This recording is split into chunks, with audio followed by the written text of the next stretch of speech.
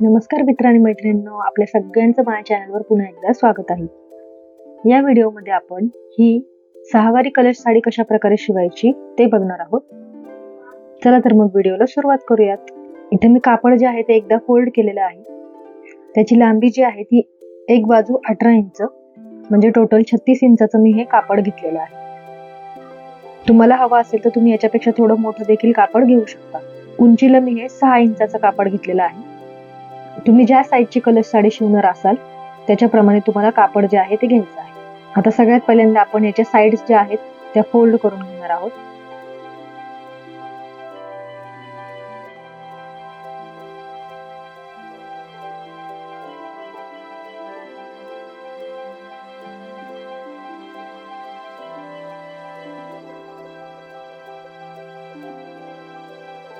मी इथं दोन्ही बाजू ज्या आहेत त्या फोल्ड करून घेतलेल्या आहेत.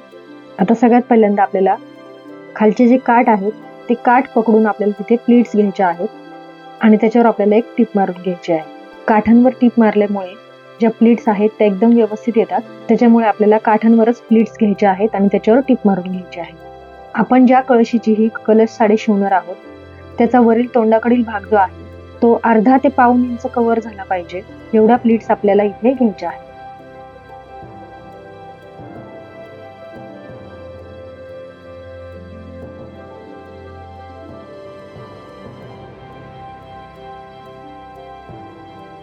अशा पद्धतीने मी ह्या प्लीट्स ज्या आहेत त्या घेतलेल्या आहेत. आता खालच्या बाजूला देखील मी इथे एक टीप मारून घेत आहे.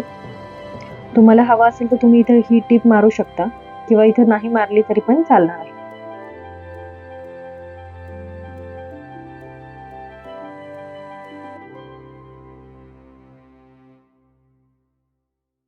अशा पद्धतीने मी इथे दोन्हीकडे टीप मारून घेतलेली आहे. आता आपल्याला वरच्या बाजूला ह्या ज्या प्लेट्स ऑलरेडी तयार झालेल्या आहेत त्या व्यवस्थित सेट करून त्याच्यावर एक टीप मारून घ्यायची आहे.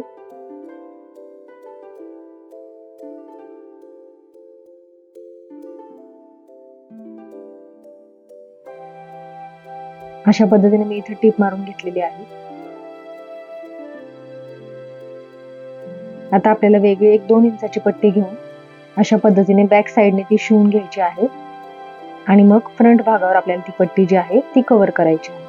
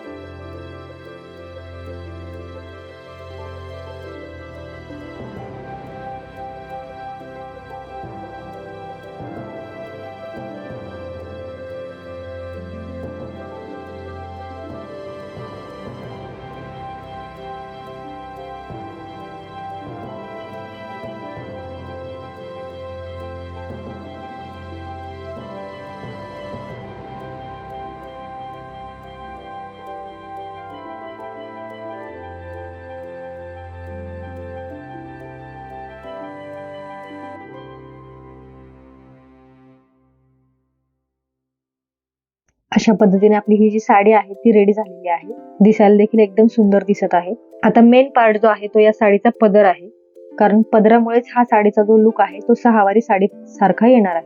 त्याच्यामुळे मी आपल्या साडीची जेवढी उंची असते तेवढ्या पूर्ण उंचीचं कापड मी इथं घेतलेलं आहे.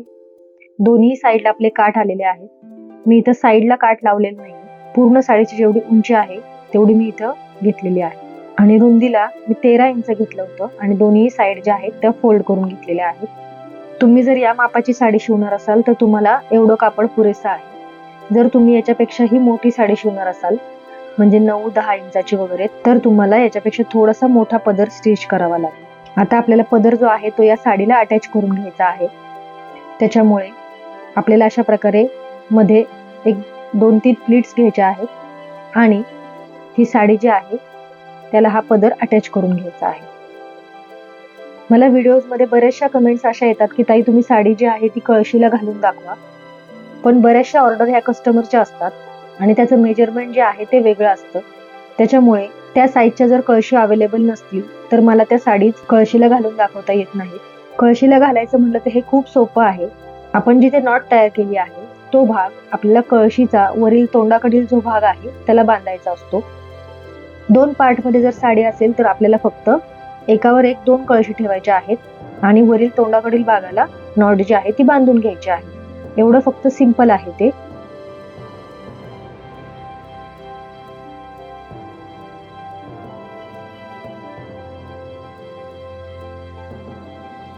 आता अशा पद्धतीने मी हा पदर जो आहे तो या साडीला शिवून घेतलेला आहे. एकदम सुंदर साडी दिसत आहे आपली ही खालची जी टीप आहे ती तुम्ही नाही मारली तरी पण काही हरकत नाही. टीप मारली तर साडी जास्त स्प्रेड होत नाही. त्याच्यामुळे तुम्हाला ठरवायचं आहे की खालचा भाग जो आहे तो तुम्हाला जास्त असा स्प्रेड होणारा हवा असेल तर तिथे टीप नाही मारली तरी पण चालेल.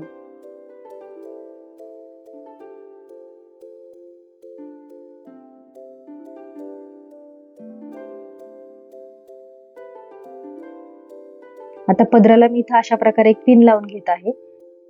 पदर जो आहे तो मी अशा प्रकारे पिनअप करून इथे एक छोटीशी पिन लावून घेत आहे.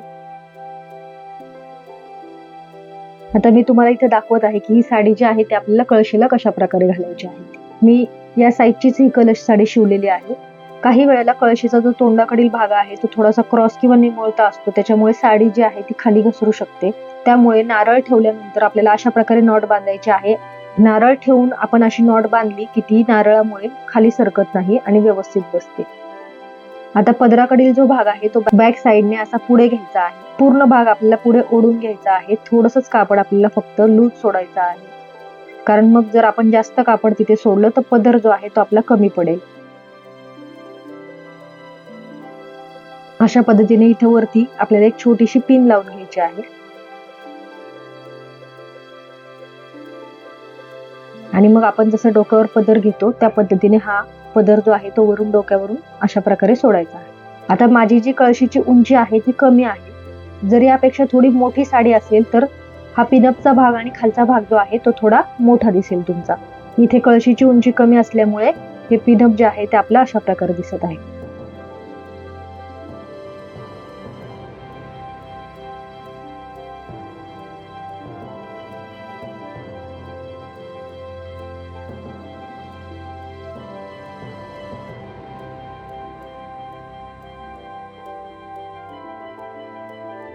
तुम्हाला जर असा पदर नको असेल तर तुम्ही सिंपल फक्त बॅक साईडने हा असा घेऊन डोक्यावरून देखील सोडू शकता.